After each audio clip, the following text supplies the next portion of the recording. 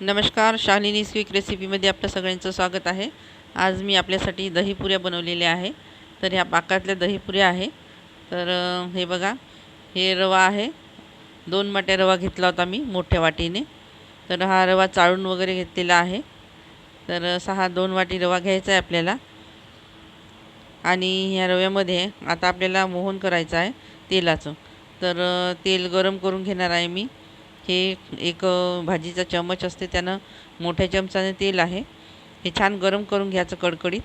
आणि हे तेल यामध्ये टाकायचं आणि टाकल्यानंतर असं हाताने अलगदच आपल्याला हा रवा यावर झाकून द्यायचा आहे. जर तुम्ही हाताने नसन करू शकत तर चम्मचच्या साहाय्याने करा, कारण का तेल खूप गरम राहते. आणि असं याला रव्याला ठेवून द्यायचं आपल्याला. आणि आता आपल्याला पाक करायचा आहे. तर हा ग्लास आहे, या ग्लासाने मी 2.5 ग्लास साखर घेतली होती. आणि साखर घेतल्यानंतर या साखरेमध्ये थोडं पाणी टाकायचं आहे आपल्याला, जसं साखर बुडेल इतकं. आणि एकतारी पाक करून घ्यायचा आहे आपल्याला. तर ह्या साखरेमध्ये आता आपण पाणी टाकू.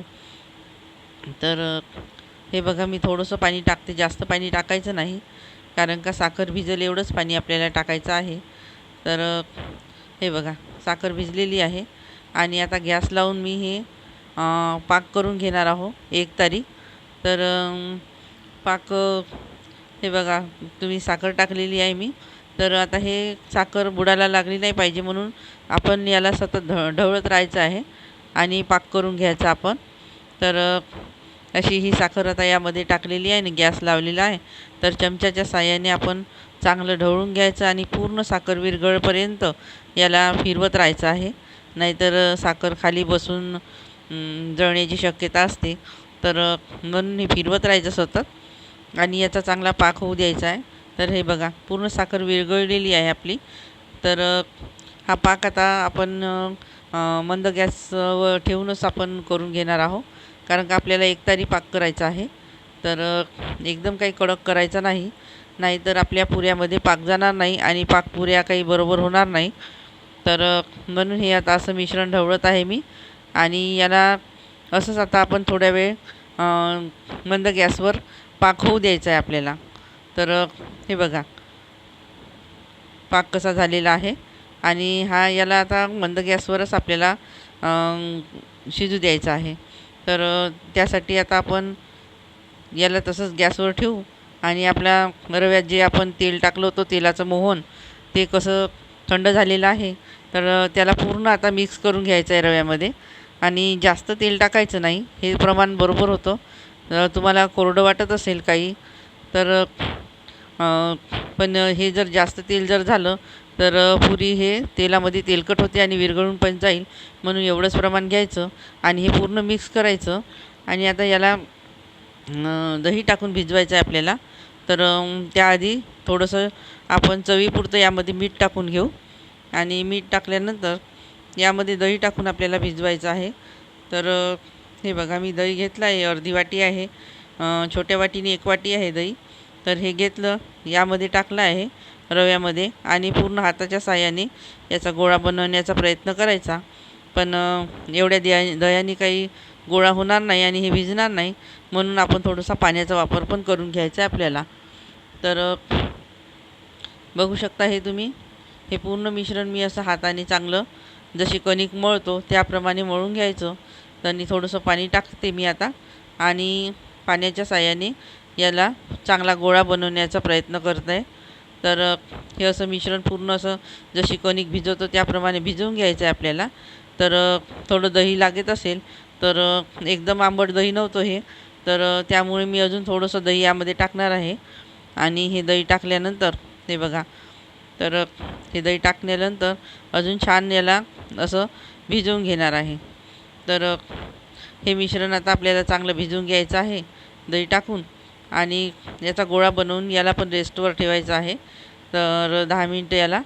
तर यासाठी आता हे बघा, चांगलं हाताच्या साहाय्याने मॅश करून घ्यायचं. आणि रवा आहे, हा रवा फुगतो थोड्या वेळाने. आणि जर मिश्रण तुम्ही खूप ढिलं जरी भिजवलं असेल तरी ते कडक येतं थोड्या वेळाने, म्हणून भिजवतानाच थोडंसं आपल्याला आसट भिजवायचं आहे, म्हणजे थोडंसं नरम भिजवायचं आहे. आणि नरम भिजवलं की ते बरोबर मग थोड्या वेळाने रवा जर फुगला की बरोबर येतं. तर हे बघा असं एवढ्या प्रमाणात मी हे असं मिश्रण भिजवत आहे. आणि हे भिजवल्यानंतर याचा गोळा करून ठेवायचा आहे आपल्याला. तर आता मी अजून थोडासा पाण्याचा हात घेऊन याला चांगलं चुरून टाकणार आहे हाताच्या साहाय्याने.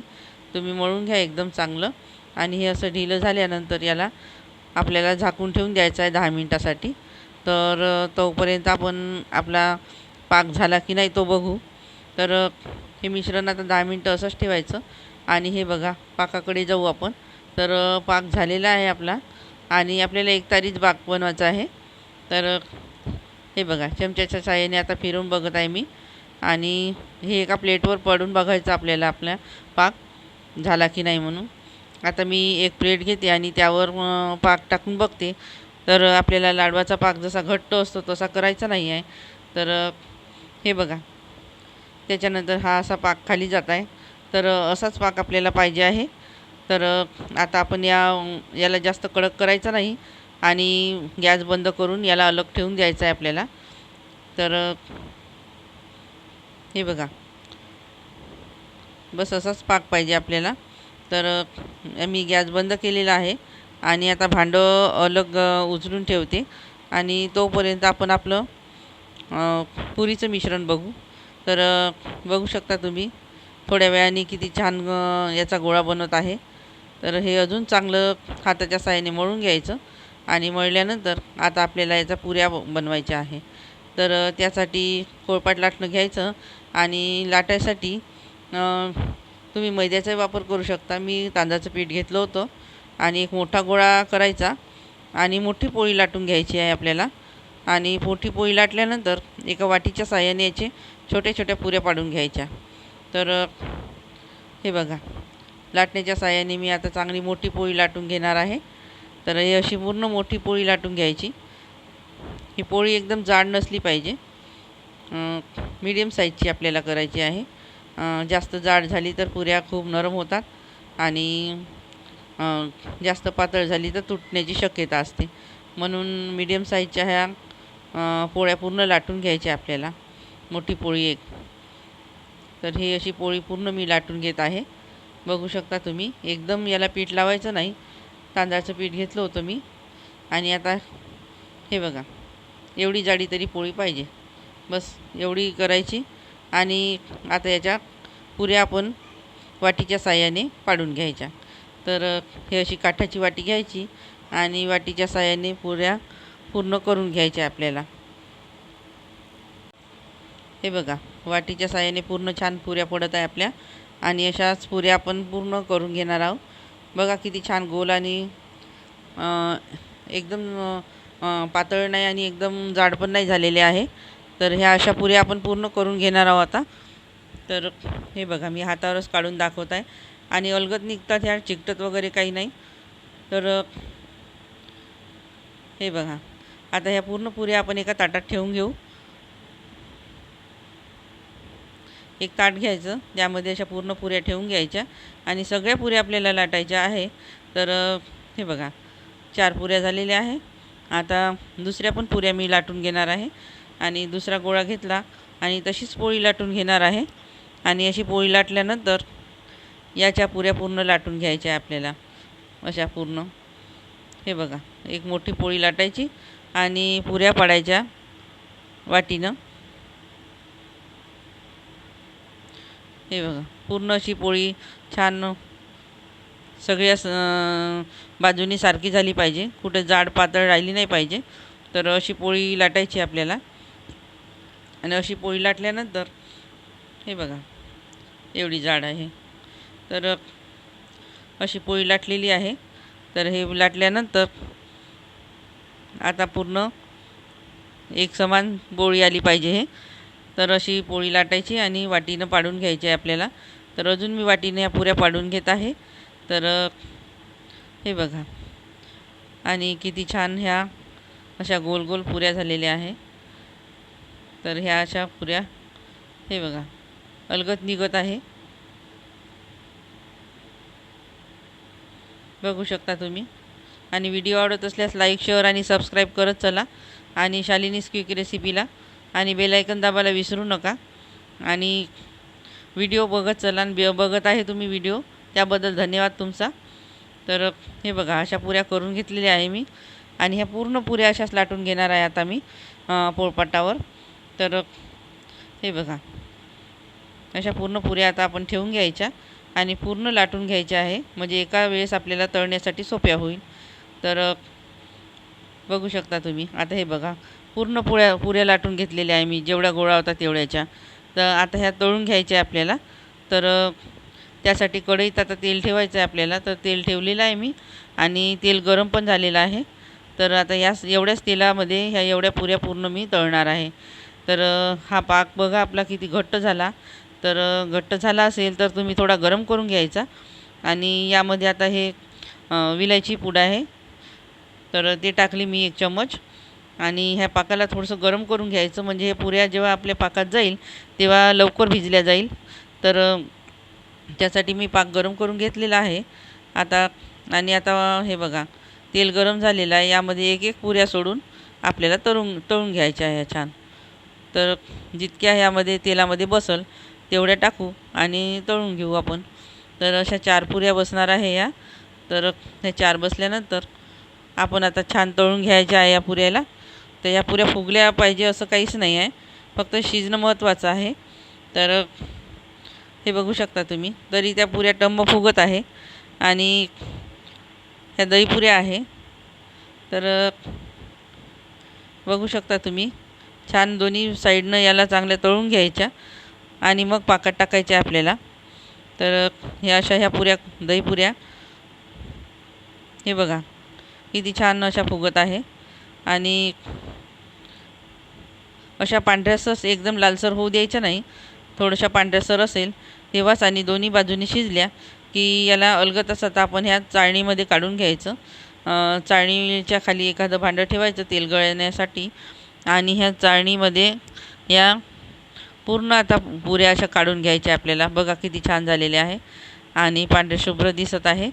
तर अशा ह्या पुऱ्या पूर्ण आपल्याला चाळणीमध्ये काढून घ्यायच्या आहे। आणि या चाळणीमध्ये काढल्यानंतर दुसऱ्या पण अजून टाकून घ्यायच्या आहे आपल्याला यामध्ये आणि छान तळून घ्यायच्या आहे। तर हे बघा, दुसरी पण बॅच टाकत आहे मी आणि हे दुसरे पण टाकल्यानंतर ह्या पण छान तळून घ्यायच्या आणि तळल्यानंतर त्या पण काढून घ्यायच्या आहे आपल्याला। तर ह्या तळतपर्यंत त्या आपण यामध्ये पाकामध्ये टाकून घ्यायच्या थंड झाल्यावर थोड्या। तर तो पाक थोडा गरम केला होता मी एकदम थंड झाल्यामुळे। तर आता ह्या पूर्ण पुऱ्या जेव्हा काढू आपण तेव्हा पाकामध्ये टाकून घ्यायच्या आहे आपल्याला। तर बघा किती छान अशा तळल्या जात आहे।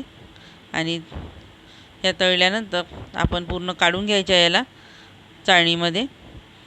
आणि चाळणीमध्ये काढल्यानंतर आपल्याला याला पाकात टाकायचं आहे। बघा किती छान पांढरे शुभ्र निघालेले आहे। आणि हा पाक आहे, यामध्ये आता ह्या पुऱ्या पूर्ण टाकून घ्यायच्या आणि ह्या चमचच्या साहाय्याने यावर पूर्ण असं पाक टाकून घ्यायचा आहे आपल्याला। तर बघा, असं चमचच्या साहाय्याने पाक घ्यायचा आणि याच्यावर टाकायचा। पुऱ्या गरमच आहे त्यामुळे पाक लवकर सोकतो आणि पुऱ्या पण छान भिजतात त्यामध्ये। आता दुसऱ्या पण मी पुऱ्या तशाच टाकून घेतलेल्या आहे, तळत आहे तोपर्यंत ह्या घ्यायच्या आणि काढून घ्यायच्या। हे बघा, आता ह्या पण झालेल्या आहे, त्या पण टाकून घेते मी आणि ह्या पण पूर्ण खालीवर करून घ्यायच्या, म्हणजे पाकात पूर्ण पाक यामध्ये जाईल आणि पुऱ्या छान लागेल। तर हे पूर्ण पाक आता यावर टाकून घ्यायचा आणि थोडं पुऱ्या ह्या बाजूला करायच्या आणि त्यावर पाक टाकत जायचा। तर पाक पूर्ण पुऱ्याला लागला पाहिजे आपल्या खालून वरून आणि पुऱ्या छान भिजल्या पाहिजे यामध्ये। तर अशा पद्धतीने तुम्ही थोडंसं फिरवून घ्यायचं आणि साईडला करायचा आणि साईडवरून पाक घ्यायचा आणि टाकत जायचा। असं करून या पुऱ्यावर पूर्ण पाक टाकून घ्यायचा आहे आपल्याला। तर नाहीतर मग खालच्या वरच्या खाली असं करायचं। तर पण अलगद हाताने करा, नाहीतर ह्या पुऱ्या फुटण्याची शक्यता असते, पुऱ्याचे तुकडे पडू शकते। तर ह्या पूर्ण पुऱ्या आता हे बघा पाकातल्या आपण आता यामध्ये काढून घेऊ। हे चाळणीत काढत आहे मी, तर चाळणीच्या खाली एक भांडं ठेवलेलं आहे आणि भांड्यावर हे चाळणी ठेवली आणि पाकातल्या पुऱ्या पूर्ण अशा काढायच्या आणि अशा उभ्या ठेवायच्या, म्हणजे पाक गळून जाईल खाली तर त्यामध्ये असलेला जास्तीचा। आणि ह्या पुऱ्या आपल्याला हे बघा अशा पूर्ण काढून घ्यायच्या आहे आणि ह्या पुऱ्या पूर्ण खाण्यासाठी आता तयार झालेल्या आहे. आणि व्हिडिओ आवडत असल्यास लाईक शेअर आणि सबस्क्राईब करत चला. अशा सोपी व्हिडिओ मी तुमच्यासाठी घेऊन येणार आहे. व्हिडिओ थोडे उशिराने टाकते पण चांगले टाकते. तर तुम्ही बघत चला आणि बघण्यासाठी धन्यवाद. बघू शकता पुऱ्या किती छान झालेल्या आहे. बघा तुम्ही किती छान झालेले आहे हे बघा. आणि अशा ह्या खाण्यासाठी पाकातल्या दहीपुऱ्या तयार झालेल्या आहे.